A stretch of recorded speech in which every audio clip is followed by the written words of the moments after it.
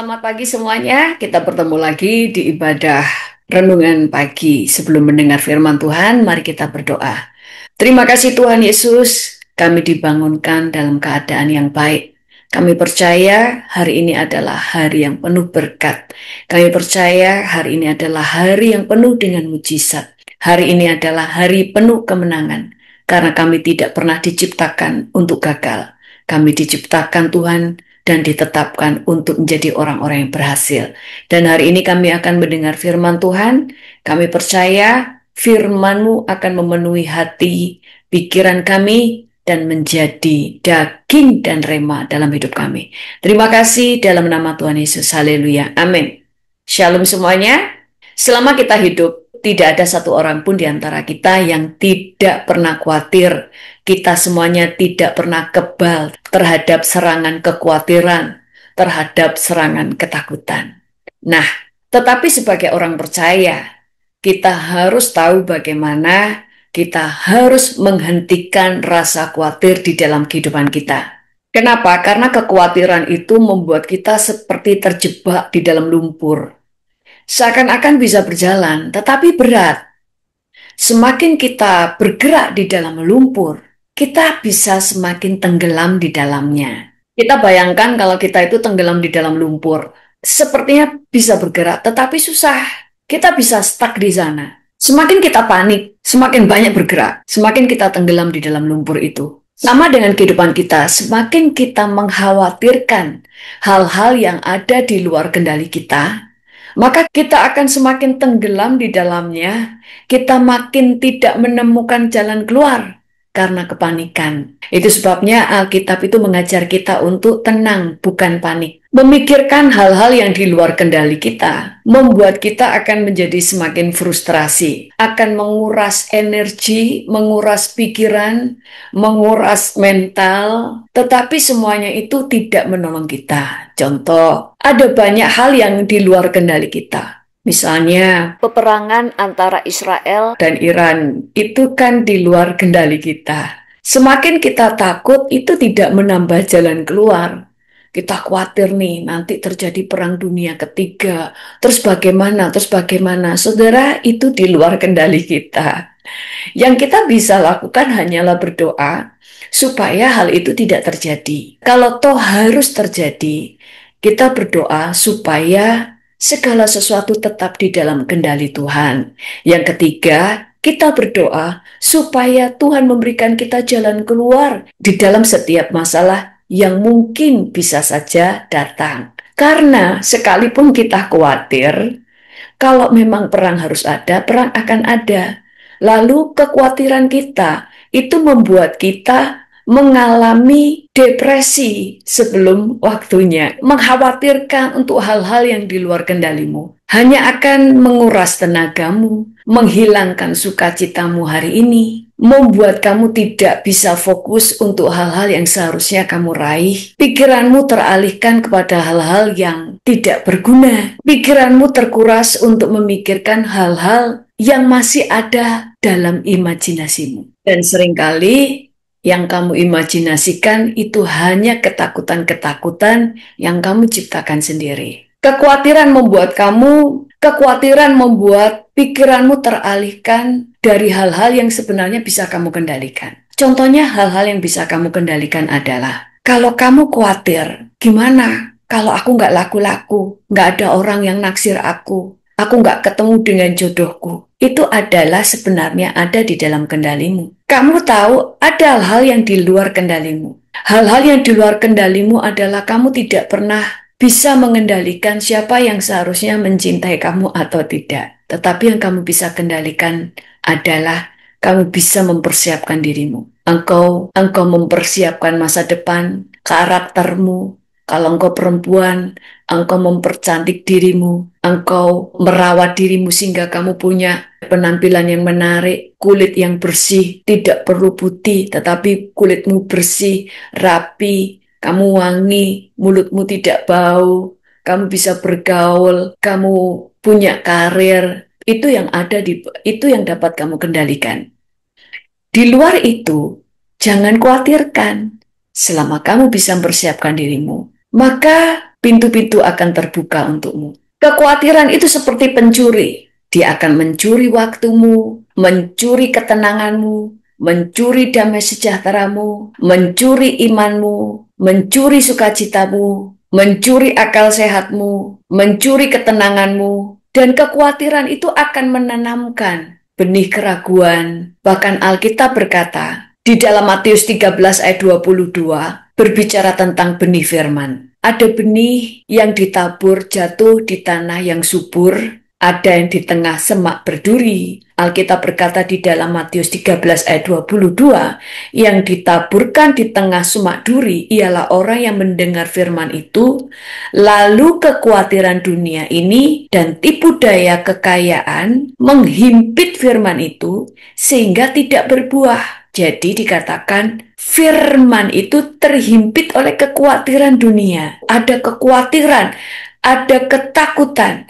Padahal Alkitab berkata, iman timbul dari pendengaran, yaitu pendengaran akan firman Tuhan. Tetapi kekhawatiran akan membunuh benih itu. Sehingga firman itu belum sampai bertumbuh, belum sampai menimbulkan iman, belum sampai membuat rema, sudah mati duluan karena kekhawatiran. Jadi pikirkan, apa yang baik dari kekhawatiran? Hal-hal yang dapat kamu kendalikan adalah cara pikirmu, cara kamu berespon, tindakanmu, dan mindsetmu atau cara berpikirmu. Itulah yang bisa kamu kendalikan. Bahkan yang kamu bisa kendalikan adalah kamu bisa menghentikan pergaulanmu dengan orang-orang yang toksik, orang-orang yang selalu menimbulkan kekhawatiran dalam hidupmu. Itu semua ada di dalam kendalimu. Kekhawatiran akan menanamkan benih keraguan, lama-lama menjadi pohon kecemasan. Buah-buahnya adalah ketakutan,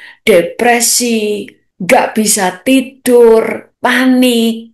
Lama-lama ada banyak buah sakit penyakit hanya karena membiarkan kekhawatiran. Kalau pohon itu kamu biarkan menjulang tinggi, dia akan menguasai hidupmu. Itu yang akan membunuh imanmu, membunuh semangatmu, membunuh potensimu, membunuh gairahmu, membunuh kepercayaan dirimu. Yang harus saudara ingat adalah kekhawatiran tidak menyelesaikan apapun. Kekhawatiran tidak menyelesaikan masalah, tetapi kekhawatiran menciptakan masalah.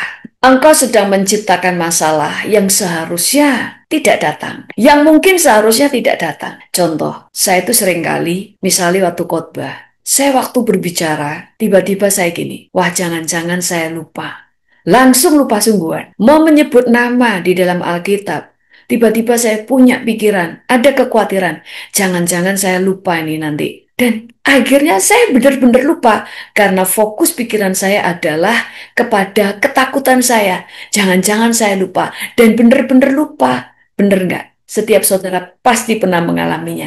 Ayo, angkat tangan saudara yang sering mengalaminya. Kekhawatiran menciptakan kehidupan yang tidak bahagia. Kekhawatiran menciptakan keraguan kepada Tuhan. Kekhawatiran menciptakan keraguan atas kemampuanmu. Kekhawatiran menciptakan keraguan bahwa akan ada mujizat di depan.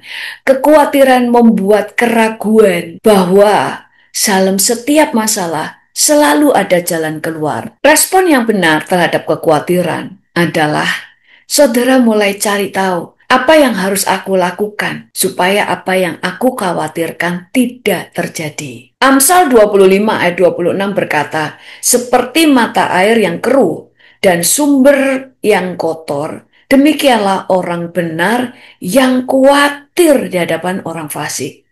Seperti air yang keruh, kalau di dalam air keruh, saudara tidak bisa melihat dengan jernih. Kalau saudara minum, itu menjadi racun. Kalau saudara pakai berenang, saudara tidak bisa melihat dengan jernih. Amsal 6 ayat 27 berkata, siapakah di antara kamu yang karena kekhawatirannya dapat menambahkan sehasta saja pada jalan hidupnya? Nggak ada kan?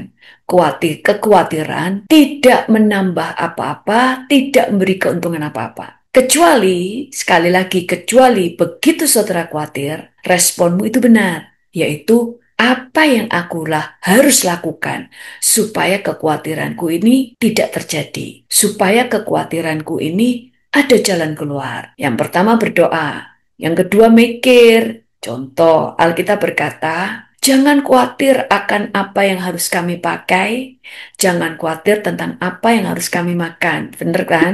Kalau aku takut saya nggak bisa makan, ya aku nanem. Dulu ada seorang ibu ya, dia sudah tua, dia berkata, saya ini kemanapun bisa hidup. Misalnya saya harus pergi ke Indonesia. Misalnya saya nggak bisa bekerja. Saya masih bisa hidup. Saya akan tanam sayuran di halaman saya walaupun kecil. Tetapi yang penting itu bisa saya jual sedikit untuk saya beli beras dan saya bisa makan. Dan saya akan pelihara ayam. Saya bisa makan telurnya. Kalau menjadi banyak, saya bisa makan dagingnya. Dan saya bisa menjual ayamnya. Nggak usah terlalu banyak. Yang penting saya hidup. Sampai ada yang negur, itu iman yang kecil sekali. Cuma bayangin hidup dengan makan telur dan makan daging ayam. Dan sayur yang serba sedikit. Kamu bisa melakukan jauh lebih besar dari itu. Terus ibu ini berkata, aku tahu. Tapi paling tidak itu membuat saya itu nggak khawatir. Karena kalau toh tidak bisa melakukan yang besar, saya tetap bisa melakukan hal yang mulai, tetap bisa hidup dengan melakukan hal-hal yang kecil, dimulai dari yang kecil, dan saya pasti bisa makan. Nah ini kekhawatiran dibalik menjadi orang yang cerdas untuk memikirkan jalan keluar. Apa yang harus aku lakukan? 1 Korintus 7 ayat 32a berkata, aku ingin supaya kamu hidup tanpa kekhawatiran. Gimana hidup tanpa khawatir? Satu, berdoa. Kedua, percaya kepada Tuhan. Yang ketiga, selalu fokuskan pikiranmu kepada jalan keluar. Apa yang harus aku lakukan supaya apa yang kukhawatirkan tidak terjadi? Aku takut kalau terjadi perang. Salah satu yang bisa aku lakukan, berdoa dan menahan supaya perang itu tidak terjadi. Dan aku berdoa supaya bala tentara surga menjaga Indonesia dan menjaga mulut pemimpin-pemimpin supaya tidak memicu peperangan.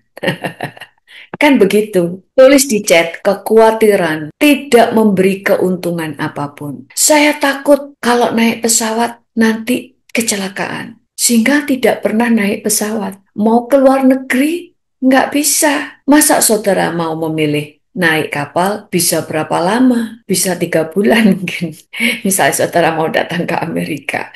Mungkin bisa 3 bulan untuk sampai ke Amerika. Saya kalau naik mobil, takut kecelakaan. Karena ada banyak hal yang perlu dikhawatirkan. Itu sebabnya kalau khawatir terus, saudara nggak akan kemana-mana. Bagaimana cari jalan keluarnya? Saya tahu saya punya Tuhan. Jalan keluarnya cuma satu. Bersandar penuh kepada Tuhan. Kalau aku naik pesawat. Kemanapun aku pergi, aku minta tutup bungkus oleh kuasa darah Yesus. Karena aku percaya mati adalah keuntungan. Hidup adalah Kristus. Yang aku doakan adalah Tuhan kalau aku mati, kecelakaan di pesawat, langsung mati deh. Bukan tergantung-gantung di lautan. Ada seorang ibu, sangat sayang sama anaknya. Pokoknya sayang sekali lah. Sampai suatu saat dia bermimpi anaknya tenggelam di laut. Waktu dalam keadaan belum sampai mati ya, tenggelam gitu, tenggelam. Dia tenggelam dan dia melihat tidak ada orang yang menolong dia. Dia teriak-teriak di dalam mimpi itu. Dia lari untuk menolong anaknya, tapi anaknya jauh. Waktu lari, dia mendengar suara Tuhan. Latih anakmu berenang. Lalu dia bangun. Dari situ dia mulai tahu. Dia tidak bisa berharap orang lain akan menolong anaknya pada waktu anaknya tenggelam. Dia tidak bisa berharap, dia tahu anaknya nggak bisa renang. Itu sebabnya dia tidak pernah membawa anaknya ke kolam renang. Tetapi dia tidak bisa berharap bahwa anaknya itu akan menjauhi kolam renang, menjauhi laut atau danau atau apapun. Tetapi jalan keluarnya supaya apa yang dia khawatirkan tidak terjadi, yaitu dia khawatir anaknya tenggelam, adalah satu. Dia melatih anaknya untuk berenang. Kalau saudara takut akan masa depan, bagaimana kalau nanti suamiku nggak ada, kalau istriku nggak ada, kalau gimana kalau anak-anakku nggak ada? Kalau begitu, jalan keluarnya satu. Aku harus membangun kehidupanku untuk terbiasa mandiri. Hanya itu jalannya. Bagaimana kalau tidak ada orang tua rohani yang bisa membangkitkan semangat dan imanku? Jalan satu-satunya satu. Engkau harus bisa membangun imanmu sendiri. Engkau harus bisa membangun hubunganmu dengan Tuhan secara pribadi. Amin. Jadi, ketakutan harus diresponi dengan benar, yaitu mencari jalan keluar supaya yang kau takutkan tidak terjadi. Yang pertama, percaya bahwa Tuhan bisa mengubah segalanya. Tuhan bisa menolong saudara. Kalau gitu, satu-satunya jalan bergantung kepada Tuhan. Kedua, fokus kepada jalan keluar. Itu sebabnya 1 Petrus 5 ayat 7 berkata, serahkanlah segala khawatirmu kepadanya, sebab ia yang memelihara kamu. Bagaimana Tuhan memelihara kamu? Ya, kamu harus mencari Tuhan dan menyerahkan kekhawatiranmu kepada Tuhan melalui doa yang jujur. Bagaimana berdoa yang jujur? Ceritakan apa yang menjadi kekhawatiranmu kepada Tuhan. Dan percayalah bahwa Tuhan sanggup memberikan jalan keluar. Mari kita berdoa. Terima kasih hari ini. Kami tahu selama hidup iblis menyerang dengan kekhawatiran. Iblis menyerang dengan intimidasi. Supaya kami takut, supaya kami tak khawatir, supaya kami menjadi depresi karena ketakutan. Tetapi yang kami percaya, di dalam setiap masalah ada jalan keluar. Di dalam setiap masalah ada Tuhan yang memegang kendali atas segala sesuatu. Di dalam setiap masalah ada mujizat. Dan setiap masalah Tuhan izinkan hadir dalam kehidupan kami untuk ditaklukkan. Karena kami diciptakan lebih daripada pemenang. Dan saat ini Tuhan, hamba-Mu berdoa untuk semua anak-anak Tuhan yang saat ini hadir di ibadah renungan pagi. Setiap kekhawatiran kami ikat, kami hancurkan di dalam nama Tuhan Yesus. Sekali kami cabut setiap kekhawatiran yang telah mencengkeram pikiran dan perasaan anak-anak Tuhan. Kami cabut di dalam nama Yesus. Saat ini kami melepaskan kepada mereka roh yang penuh damai sejahtera, sukacita, iman, bahwa mereka bisa menciptakan jalan keluar dan mereka bisa tampil sebagai pemenang karena anak-anak Tuhan diciptakan sebagai penakluk-penakluk dan sebagai pahlawan. Terima kasih kepadamu Tuhan di dalam nama Tuhan Yesus. Haleluya. Amin.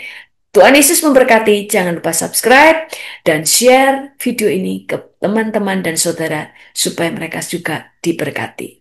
Sampai jumpa. Ku mau memujimu, ku selalu pujimu, ku mau menyembahmu.